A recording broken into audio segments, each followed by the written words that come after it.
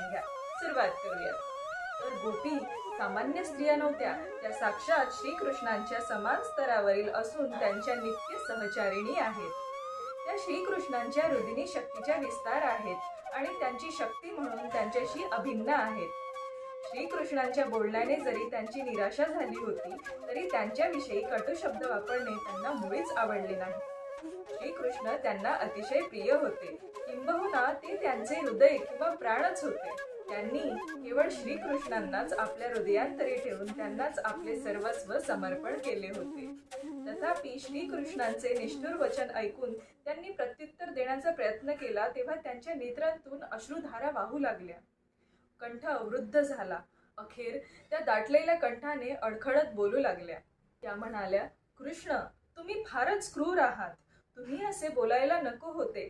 आम्ही सर्वस्वी तुम्हाला समर्पित आहोत.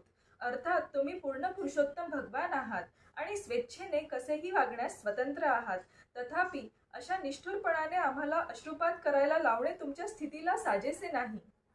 आम्ही सर्व काही त्यागून तुमच्या चरण कमळांचा आश्रय घेण्यासाठी आलो आहोत.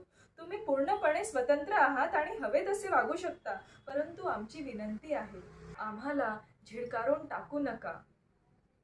आम्ही तुमच्या भक्त आहोत. नारायण भगवान आपल्या भक्तांना स्वीकारतात, तसे तुम्ही आम्हाला स्वीकारा.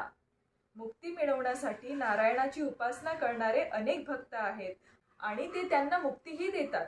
त्याप्रमाणे तुमच्या चरण कमळांशिवाय आम्हाला कोणताही आश्रय नाही. मग तुम्हाला आमचा असा त्याग कसा करता येईल? शास्त्रात आचार्योपासना सांगितली आहे, म्हणून तुमच्या चरण कमळांची सेवा करणे हे आमचे प्रथम तत्व आहे.